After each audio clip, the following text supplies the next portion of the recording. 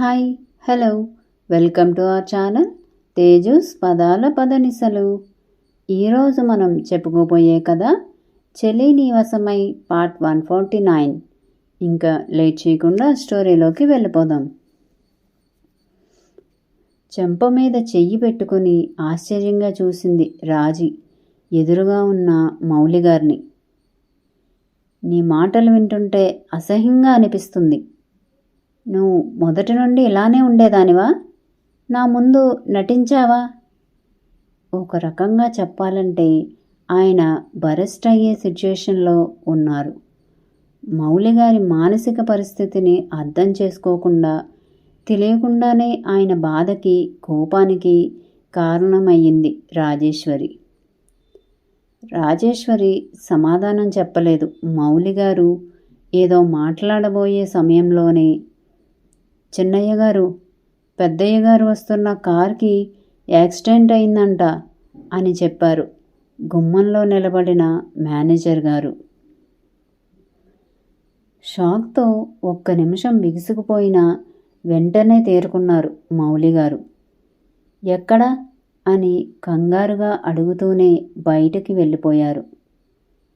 ఆ తర్వాత మేనేజర్తో కలిసి వెళ్ళిపోయారు మౌలి. రాజీ అక్కడే నిలబడిపోయింది చాలాసేపు. పని మనిషి పాప ఏడవడంతో తనని తీసుకొని రావడంతో గబగబా కళ్ళు తుడుచుకొని బయటకు వచ్చి పాపను తీసుకుని నేరుగా తన గదిలోకి వెళ్ళిపోయింది ఏం మాట్లాడకుండా. భర్త తనని కొట్టాడు అన్న దగ్గరే ఉండిపోయిన రాజేశ్వరికి అత్తమామల యాక్సిడెంట్ గురించి ఆమె బ్రెయిన్ రిసీవ్ చేసుకోలేదు. బావకి ఎందుకు నా మీద అంత కోపం వచ్చింది? బావ ఎందుకు అలా మాట్లాడారు? అసలు నేనేం చేశాను బావకి కోపం వచ్చే పని అని తనలో తనే ఆలోచించుకుంటూ మనసులోనే మదనపడుతూ ఆ గదిలోనే గడిపేసింది రాజీ. హాస్పిటల్కి వెళ్ళిన మౌలిగారు ఆయన అక్కడికి వెళ్ళేసరికి వాళ్ళు తుదిశ్వాస వదిలేశారని తెలిసి చాలా బాధపడ్డారు. తల్లి తండ్రి తనని ఒంటరిగా వదిలేశారని కుమిలిపోయారు. తల్లి తండ్రి మృతదేహాలని తీసుకొని తిరుగు ప్రయాణం మొదలుపెట్టారు. దారి మొత్తం బాధతో కుమిలిపోతూనే ఉన్నారాయన. వాళ్ళు ఇంటికి వచ్చేసరికి అర్ధరాత్రి దాటిపోయింది. అక్కడ రాజేశ్వరి తన బావకి తన మీద ఉన్న కోపం ఎలా అయినా పోగొట్టేలా చేయాలని మౌలిగారు రాగానే మాట్లాడాలని అనుకుంది. యాక్సిడెంట్ గురించి పని వాళ్ళకి తెలిసినా రాజేశ్వరి ముందు మాట్లాడలేదు. కారణం, రాజేశ్వరి ఉదయం నుండి గదిలో నుండి బయటికి రాలేదు, ఏం తినలేదు కూడా. విషయం తనకు తెలిసేమో, బాధతో సైలెంట్గా ఉన్నారేమో అని ఎవరూ మాట్లాడలేదు దాని గురించి. కార్తో పాటు వచ్చిన అంబులెన్స్ని చూడగానే పని వాళ్ళందరూ గబగబా బయటకు వచ్చేశారు.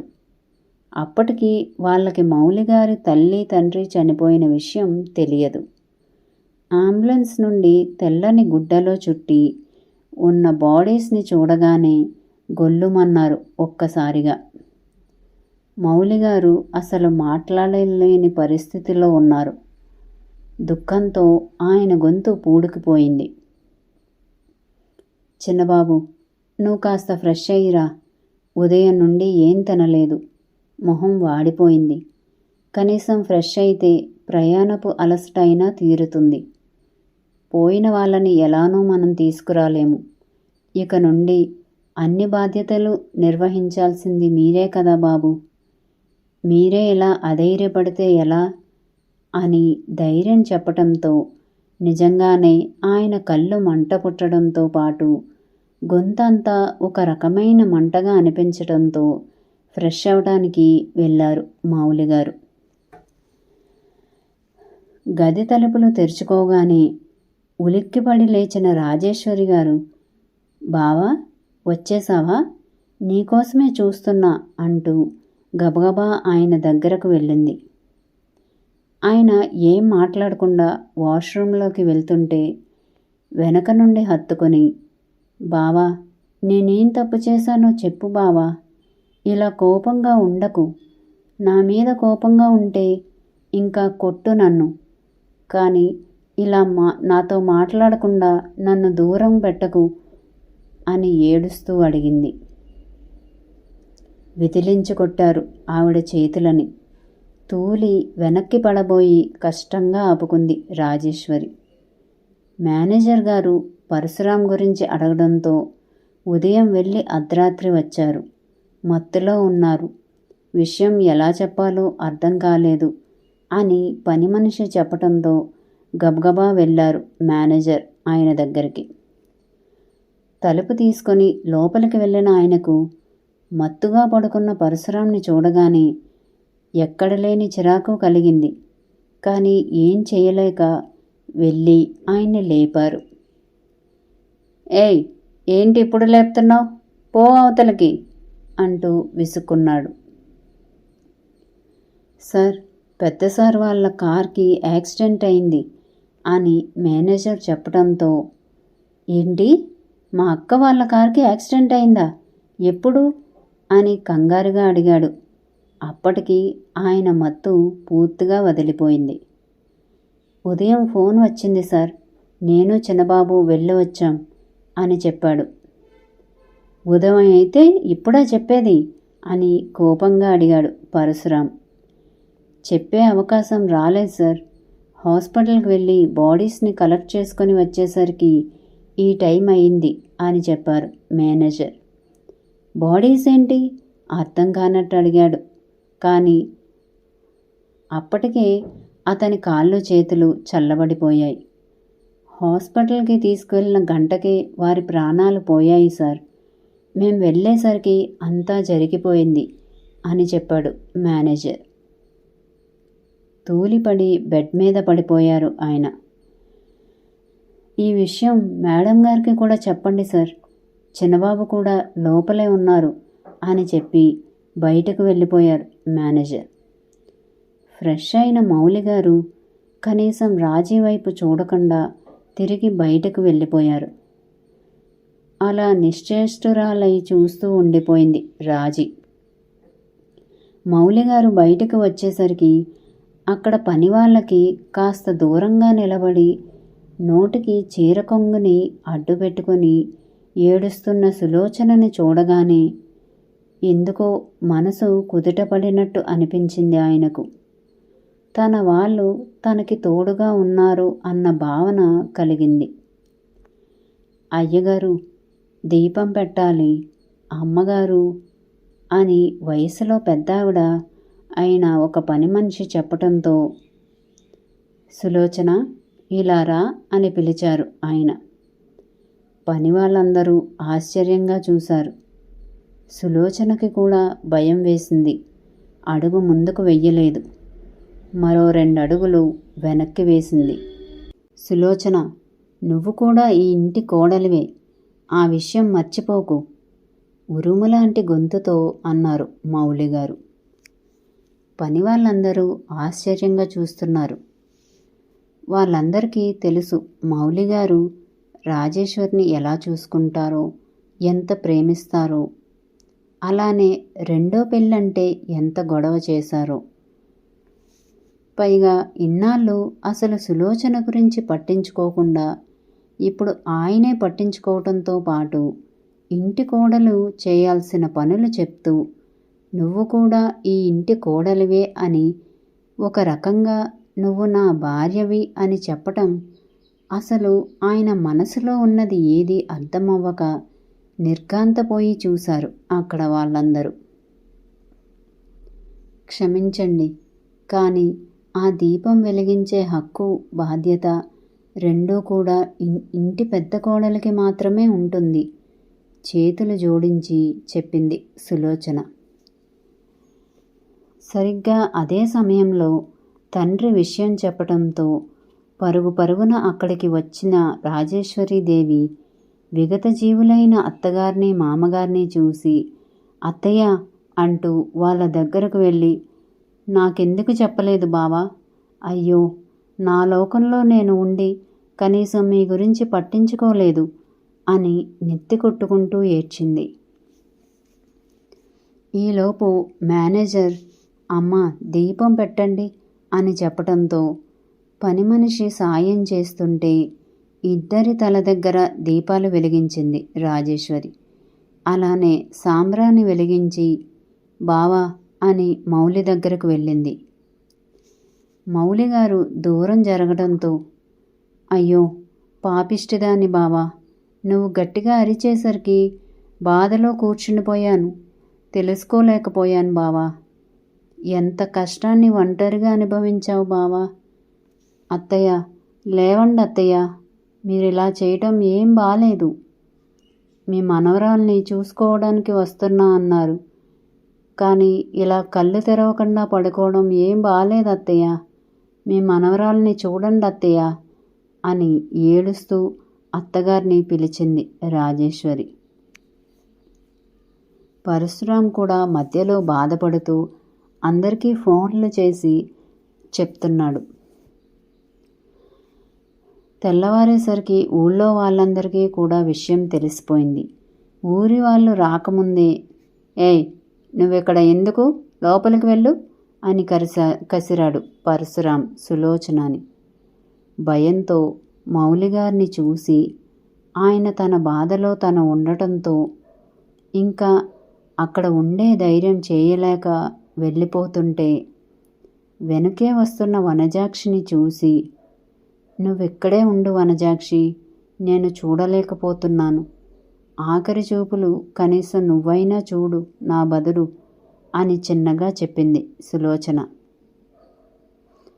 నాకు ఉండాలనే ఉంది దేవమ్మ, కానీ ఆ నీచుడు మీరు ఒంటరిగా ఉన్నారని మీ గదిలోకి వస్తే అని భయంగా చెప్పింది. ఇంతమంది ఉన్నారు కదా, రారులే, నువ్వెక్కడే ఉండు అని ఒక్కర్తే పైకి వెళ్ళింది.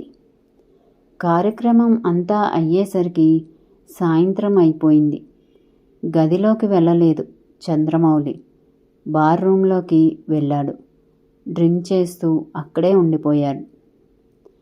పూజారి గారు వచ్చి 11 రోజుల కార్యక్రమం తర్వాత సంప్రోక్షణ చేసి ఈ సంవత్సర కాలం పూజారిని పెట్టి నాగమ్మ పూజ చేయమని చెప్పి వెళ్ళారు.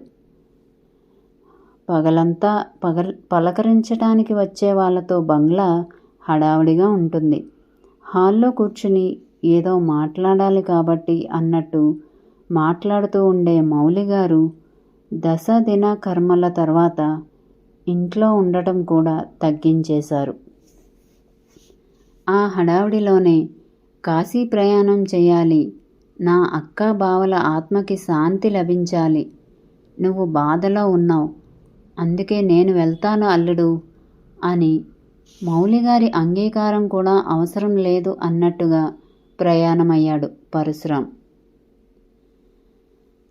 ఒక స్నేహితురాలు అమెరికా వెళ్ళిపోతున్నందుకు పార్టీ ఇస్తూ నేను మళ్ళీ ఇప్పుడప్పుడే రాను, ఒక్కసారి వచ్చి వెళ్ళవే అని బ్రతిమలాడడంతో అయిష్టంగానే వెళ్ళింది రాజేశ్వరి. ఆ రోజు తర్వాత అల్లుడు బాధలో ఉన్నాడు. నీకు తెలుసు కదా తనకి తల్లి తండ్రి అంటే ఎంత ఇష్టమో. కొన్ని రోజులు అలా వదిలేయి, తనకి టైం కావాలి. ఇప్పుడు నువ్వు వెళ్ళి ఏదైనా అంటే అది మరింత ప్రమాదం మనకి అని కూతురికి జాగ్రత్తలు చెప్పాడు పరశురాం. అందుకే మౌలిగారు మాట్లాడకపోయినా తాను చేయాల్సిన పనులన్నీ చేస్తూనే ఉంది రాజేశ్వరి. హాల్లో కూర్చొని ఉన్నారు మౌలిగారు. పైనుండి చూస్తూనే ఉంది సులోచన. ఒక్కసారి ఆయనతో మాట్లాడాలని తపించిపోతుంది, కానీ ఆ అవకాశం రాలేదు ఇప్పటి వరకు. తన గదిలోకి వెళ్ళిన రోజు రాత్రి ఇంటికి చుట్టాలు వాళ్ళు వస్తూ ఉంటారు, పూజ చేసే అవకాశం కూడా లేదు కాబట్టి గదిలో నుండి బయటకు రావద్దు అని గట్టిగా వార్నింగ్ ఇచ్చాడు పరశురాం. అందుకే అసలు బయటకు రావడం లేదు.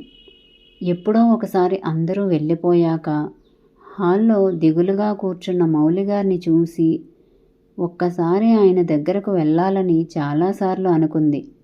కానీ రాజేశ్వరి చూస్తే విషయం చాలా దూరం వెళ్ళిపోతుంది అని అనుకుని ఆ సాహసం చెయ్యలేదు.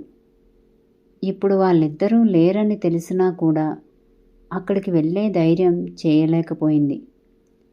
సరిగ్గా అప్పుడే సోఫాలో వెనక్కి వాలి కళ్ళు మూసుకున్న మౌలిగారు కళ్ళు తెరవటంతో ఉలిక్కిపడి వెనక్కి జరగబోయింది. కానీ అప్పటికే ఆయన చూసేశారు సులోచనని. ఏం ఆలోచించకుండా పైకి వచ్చేశారు. మీరు మీ గదికి వెళ్ళిపోండి బెదిరిపోతూ అంది సులోచన. నేను నీతో మాట్లాడాలి సులోచన అన్నారు ఆయన. మౌనంగా గదిలోకి నడిచింది సులోచన. ఆయన్ని చూడగానే గదిలో నుండి బయటకు వెళ్ళింది వనజాక్షి. మాట్లాడాలన్నారు కానీ ఏం మాట్లాడకుండా మౌనంగా ఉన్నారు ఆయన. జరిగింది ఎవ్వరూ మార్చలేనిది, మీకు జరిగిన నష్టం కూడా భర్తీ చేయలేనిది. కానీ మీరిలా ఉంటే అక్క పిల్లలు ఎంత కంగారు పడతారో, వాళ్ళ మనసులు ఎంత బాధపడతాయో మీకు మాత్రం తెలియంది కాదు కదా అంది సులోచన. ఎలాగో ధైర్యం తెచ్చుకొని గొంతు విప్పి మాట్లాడింది.